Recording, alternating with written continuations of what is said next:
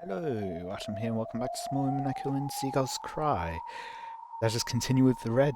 バトラ君は犯人ではありませんよ。 Indeed. Thank you. バトラ君は誰も殺してはいません。 Oh, thank you. That's こ good れ to know. は全てのゲームにおいて言えることです。 Of all games, some ambiguity as to whether that includes all future games as well, or only all past games. Oh well. ならなおのこと、俺ってことになる。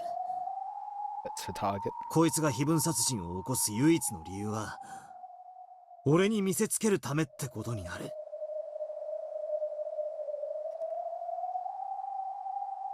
Every time, Berto brags that she'll choose whom to kill next with a roulette. However, I'm the only one she never kills. Though she does kill me in the end, she leaves me be until the very last moment, including on episode 4. In all of these supposedly random games, there's only this one unchanging constant. こいつは俺に復讐を。 That's what she claimed last episode. 俺に恐怖を味わわせるために非分殺人を行っているというのか。それは違います。 Aw. 恐怖を味わわせるのが目的ではありません。 But you are special. 誰かに復讐するためのものでもありません。 Interesting. ならやはり非分殺人には意味なんてないことになる。非分の謎も無意味、対となる非分殺人も無意味。 X イコール Y イコール0。 Ah, but you used it 0 exclamation mark, which is, so 0 factorial, which is equal to 1. Anyway. だがその無意味をこいつは明白に俺に対して見せつけている。 Terrible math check.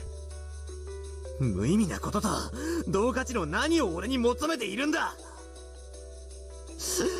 わからねえ。考えれば考えるほどにこいつが何を考えてるのか俺にはわからね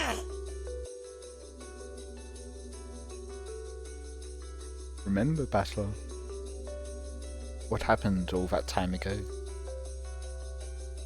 Beatrice, the fickle witch who committed a meaningless, worthless string of serial murders. Even the Epitaph's riddle, which that witch used as the trigger that could suspend the serial murders, was meaningless, immaterial. And yet, she's thrusting this meaningless, immaterial thing in front of my face. What is it that you want from me? Or else, what is it that you're giving me? My idea that Berto has clearly been taking revenge on me has already been denied by Vigilia's red truth. Both X and Y. Both the Epitaph murders and the Epitaph riddle hold no meaning for Beatrice. X equals Y equals 0. However, since she's thrusting those things in front of me, they must have some meaning. She showed us the scales representing, if you don't solve the Epitaph, I'll carry out the Epitaph murders. In other words, neither the Epitaph murders nor the Epitaph's riddle have any significance by themselves. However, it becomes meaningful when she puts both halves of the scale and puts them on display before us. No, for me. In other words, it should be like this. X equals 0, Y equals 0. X plus Y greater than 0. A scale with meaningless, weightless things on both sides. However, it has weight itself, and gives the rest meaning. まるで遊びだな。子供のじゃんけんみたいだ。 Staving off the boredom. Rock, paper, scissors is an extremely familiar method of randomly determining a winner and loser. You sometimes wager some sort of reward on the outcome. But kids often do rock, paper, scissors just to play, without betting anything in particular. Unless you bet something, you have nothing to gain or lose except happiness and frustration. In other words, the two sides of a scale, both winning and losing, are immaterial. However, the very act of seeing which way it will tip. The reason kids play rock, paper, scissors. After all, the kids are enjoying the communication that surrounds the game. And they aren't purely interested in the value of winning or losing. They aren't overly concerned about who wins and who loses. それじゃベアトにとって非分殺人は成功してもしなくてもいいものってことになっちまう。まるでその過程そのものを楽しんでいるかのようにさえ思える。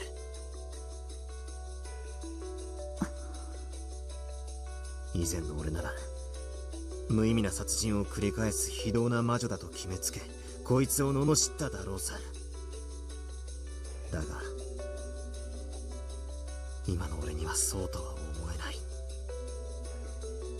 ありがとう。だから赤をもう一つ与えましょう。Oh? ベアトは快楽目的で殺人を行っていることはありません。Okay. She didn't do it for pleasure, and she didn't do it to make anyone feel fear. Ah, it's someone who's incapable of pleasure. She has nothing to gain. Doesn't care whether the Epitaph murders succeed or fail. Almost like a random game kids would play. 違う。意味があるんだ。 What meaning do you derive from it, Bachelor? こいつには。意味とは何ですか？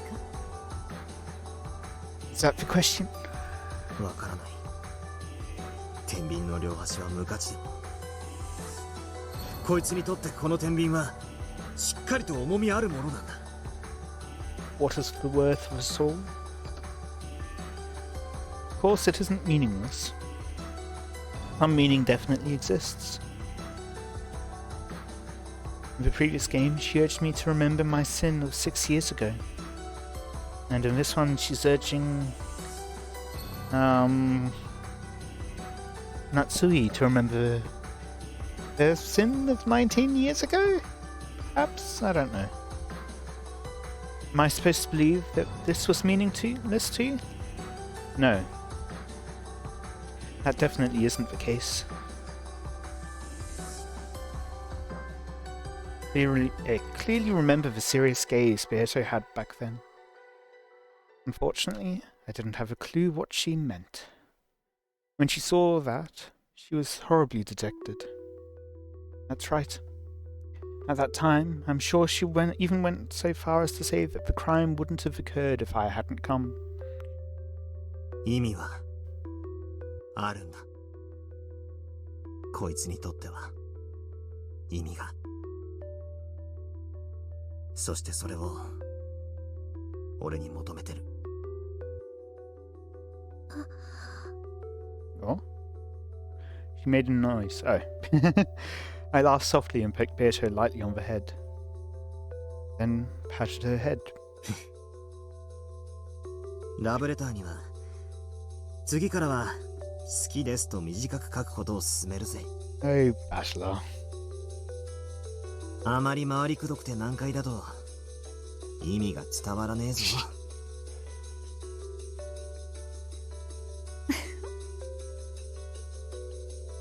こいつが何を考えてるのか。だが俺は考えることをやめないぜ。Good. まだまだチェス盤をひっくり返せ。 But, you could do with not spinning the chessboard around, please. Thank you. お前の思考をたどる旅を俺は絶対にくじけないからな。 So you need a fidget spinner. Spin that around. This doesn't feel like it'll be I was saying this doesn't feel like it would be a shadow, but nope, okay. Fine. Be that way.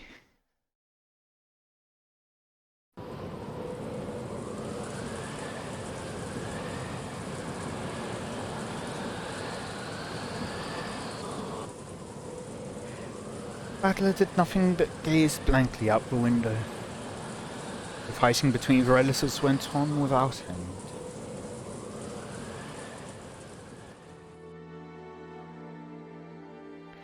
First, the relatives had crowded around the study. However, no matter how much they knocked, the master of the study did not answer even once. Eva and several others said they should open the door with the second key, the one Genji held. However, in a flash of brilliance, Natsui said that Kinzo had been in a particularly bad mood and had taken back the key he'd previously given Genji. It meant that he now had both keys himself. She claimed this was the reason they couldn't open the door. After she promised to let them meet Kinzo tomorrow morning, no matter what, they finally returned to the dining hall. But of course, the argument continued on, even there. Eva's group needed a lot of cash very soon, and they were trying to threaten Kraus somehow and make him pay up. Apparently, battle of solving the Epitaph threatened Kraus's position as the successor, which gave the others a powerful tailwind. On the other side, Kraus and Natsui based their arguments on the claim that it had never been specified that ownership of the gold would be handed over to the person who solved the Epitaph. It hadn't been hidden gold, but simply Kinzo's stockpile. And it was still Kinzo's property, which meant it would naturally be distributed after Kinzo's death with the rest of the inheritance. Once they made that claim, Eva's group once again started demanding to be allowed to see Kinzo. It had probably been obvious to them from the beginning. The siblings' fight could only be settled by Kinzo. This was obviously a confrontation between Eva's group, which wanted cash fast, and Kraus, who was hiding his lack of funds but still didn't need money right away. As he listened vaguely to this exchange, Battler marveled at how, despite their usual affluent heirs, they were surprisingly deep in debt. それもさっき聞いた話ではないかね。もういい。休止しよう。お互い一度した話を延々と繰り返しているだけだ。According to the clock, it was almost midnight. Certainly was the perfect time for a break. That's when the day ends, right? The atmosphere relaxed just a bit. 同感や。お互い一服するのも悪くないで。ほな以後は議事を取りながらにせんか。言った言わないはもうごめんや。Ah, yes. Minutes. まったくだわ。下の根も乾かないうちにそんなことは言ってないなんて。平気で言い出す兄さんとの会議に議事録は必須だものね。文字じゃ書くのも手間だし、インチキだっていくらでもできるわ。そうだね。兄貴、こいつは動くのか。Oh? オーディオセットかね。Interesting. なるほど。それならば議事を手書きせずに済むし、捏造もできんね。互いにとって公平だ。勝手にいじらないように。当主様の大切な音楽テープですよ。The dignified tape set had a sense of weight to it that matched this majestic dining hall perfectly. On pleasant Sunday mornings, it would sometimes be used to play famous tapes or records. However, right now, it was the most neutral and impartial conference record keeper around. Rudolph fished randomly around the cassette rack, searching for a blank tape. Every time he found some tape with sophisticated music on it, he'd complain about how pompous it was.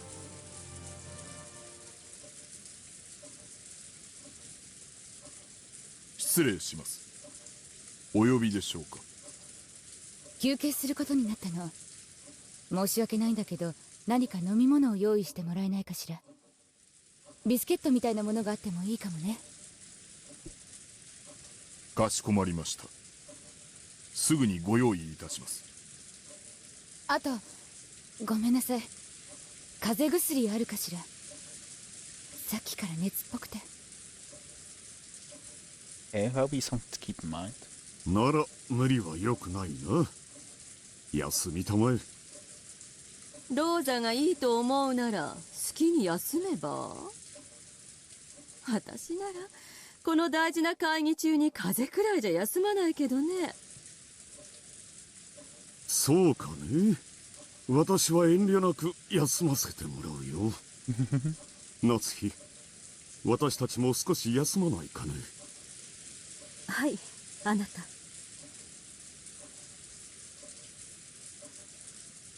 Sensing that he meant to have a strategy meeting, Natsui stood up. Even if that hadn't been the case, she was so desperate to get out of her room, even for a moment, that she'd have taken any excuse. Thus Natsui left the dining hall, and the tension in the room truly relaxed.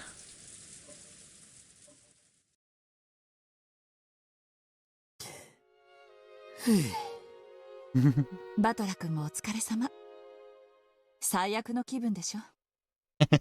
大人の階段だと思って諦めて。俺はいつまでここでボサーっとしてりゃいいんすかね。さあ、バトラ君は私たちのおみこしだからね。眠い？古典の授業程度には。今夜はどうせお父さんは現れないでしょう。クラウス兄さんたちが戻ってきたら、バトラ君はもう戻っていいかと提案してみるわ。よろしく頼むぜ。A light knock and the faint sound of china clinking together could be heard. 失礼します。お茶をお持ちいたしました。Cannon and Cannon had come by with a serving cart. The pleasant smell of black tea had the effect of relieving a bit of the tension. よ、話は聞いてるか？何のお話でしょうか？僕たちは何も。よしなさいルドルフ。教える必要は何もないわ。僕たちは家具ですから、親族会議のお話には関心ありません。そうね。それが賢い返事だわ。深夜勤なの？大変ね。そういうお役目ですので、ご用命いただけて嬉しいです。そうかもしれんな。することもなくぼんやり起きてる方がしんどいもんや。わしも下積み時代に倉庫番とかやったことあるんやけどな。ただ起きてるだけでもこれがとにかく辛いんや。戦争直後はな、物資泥棒とかゾロゾロおってな。警察も頼れん時代でとにかく物騒でな。Hideyoshi was particularly proud of how he'd started with nothing and built up assets by illegally diverting goods from the American army. Once the subject came up, Hideyoshi tended to get pretty talkative. Relatives who knew this were greatly relieved to see that a perfect sacrifice had come up. バレたら一大じゃ。アメさんは怖いで。牛肉食っとるからパワーも桁違いや。捕まったら最後銃殺刑かデスバイハンギングや。わかるか？デスバイハンギング。いや、それでな、わしは思うたんや。肉や、肉や。日本人はもっと肉を食わなあかん。I see. そしてわしは胃袋をつかむ商売を始めなあかんという典型を受けたんや。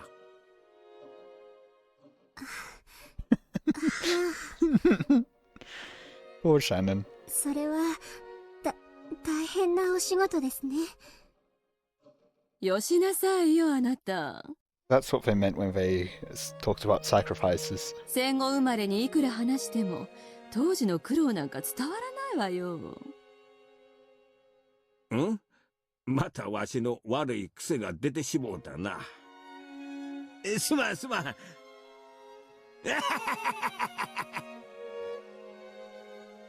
あなたたちもお茶をしていきなさいよ。たまには自分たちがどういう紅茶を入れてるか、その下で学ぶのもいい勉強になると思うわ。いえ、結構です。お気遣いなく。少し付き合ってくれよ。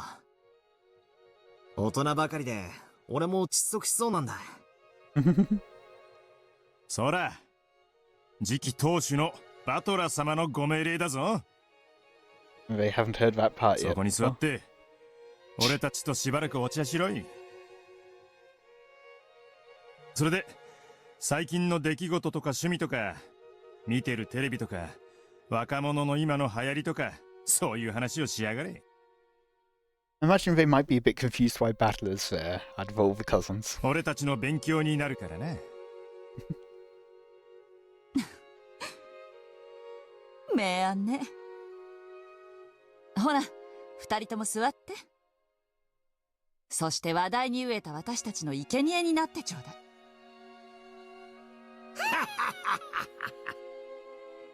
そやな。若い子と話をしよう思たら、キャバクラでもいかんとこの年では難しいわ。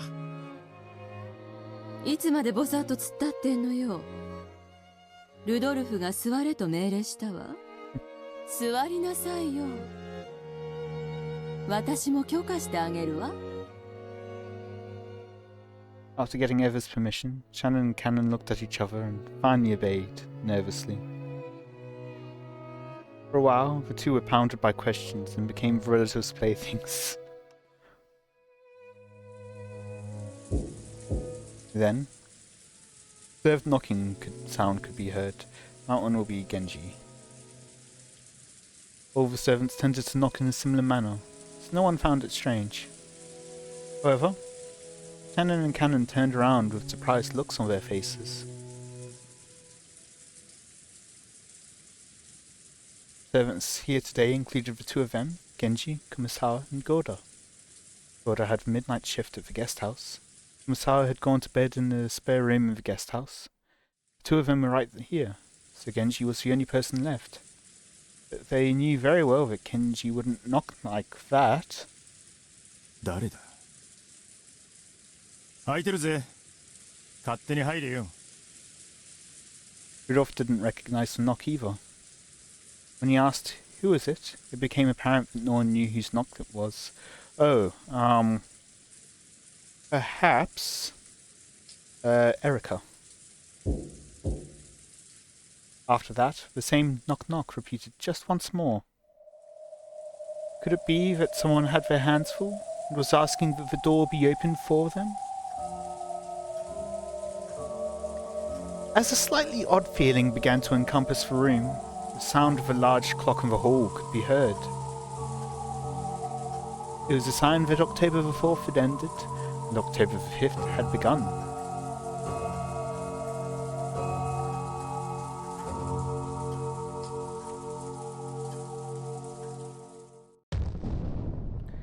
Let's step back in time a bit.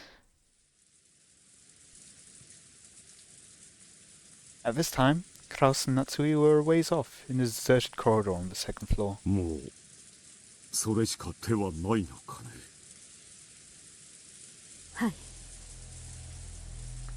明日一日同じ手はもはや通用しないでしょう。これ以上を渋ればエヴァさんたちはお父様を監禁しているなどと主張して警察に訴える可能性さえあります。もうこれが限界です。Got the door open or something like that, maybe. バトラ君が黄金を発見するのが全く想定外でした。Have someone else discover that he's gone missing? あれさえなければなんとかうまくやりくりできる筋書きを考えていたのですが。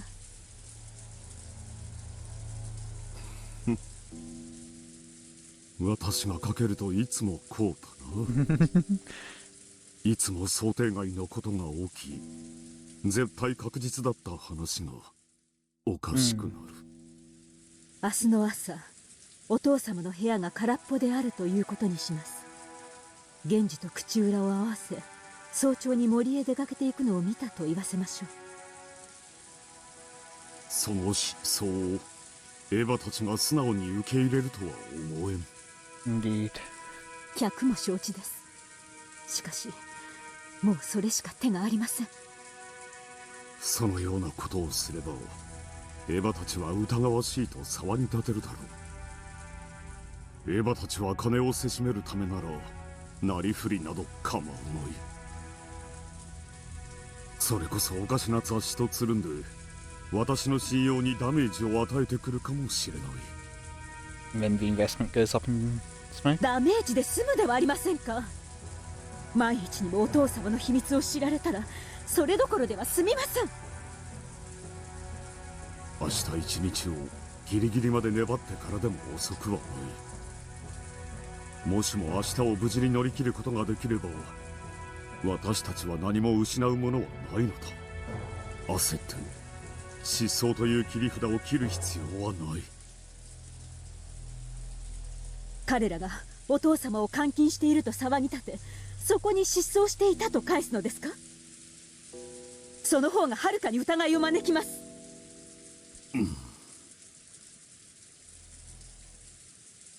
もうお父様にお休みいただきましょう。これ以上は無理です。落ち着きたまえ。エヴァたちの毒気を浴びすぎて冷静を失っただけだ。あの書斎に入る鍵は2本しかない。そしてその2本はここに君が持っている。だから誰も入ることなどできん。あの扉は特別性だ。彼らが倉庫からどんな工具を持ってこようともびくともせんよ。そういう物理的な問題ではありません。だから焦るな。落ち着け。なんなら君は熱を出したことにして寝込んでいてくれればいい。その間に私が全て乗り切ってみせる。あなただけに任せられません。私も最後まで戦います。 Natsuhi could no longer hold back the tears brought on by her fierce emotions. Kraus held her gently. Just how long had it been since the last time she'd felt the warmth of her husband's compassion? 頭痛がひどいのだろう。君がそういうシワを眉間に浮かべるときはいつもそうだ。あなた。 She'd come to think that her husband could never guess the way she felt. But at times like this, 失踪という切り札は最後の最後まで待とう。殿下の報道と同じだよ。抜かないうちが花だ。大事なのはいつでも抜けるという心構えではないかね。それは分かっています。その切り札を私に預けてくれんかね。もちろん最後の瞬間の責任は全て私が取る。君とジェシカは巻き込まん。それはどういう意味ですか。後宮家が滅ぶ時、その瓦礫に潰されるのは私だけで十分だ。台風が過ぎたら離婚届を準備しよう。それに捺印し君に預けておく。内緒で君の名義にしてある財産がある。さらにそれに慰謝料を加えれば君とジェシカは不自由なく暮らせるはずだ。嫌です。私の墓碑に刻むべき名は後宮夏日です。どうか最後の瞬間までご一緒に。たとえあなたが後宮家最後の当主であろうとも、夏日を最後までどうか当主夫人であなたの妻でいさせてください。Kraus's existence was founded solely upon the trust and power of his assets as a financial fixer. If either of those weakened, nothing would remain. They used the trump card of Kinzo's disappearance they would lose one of these two essential supports. It was like offering your right arm in exchange for your neck being cut. It's probably better than losing your head. You still might die from the blood loss. And even on the off chance that you did survive, you'd have to bear a heavy wound that wouldn't heal for the rest of your life. Kraus was prepared even for death. Understanding this, Natsui buried her face in Kraus's chest and cried. And I think with the scene change here, I'm going to end up there for today. I hope you've all enjoyed. Let me know any feedback you have in the comments, and until next time, see ya.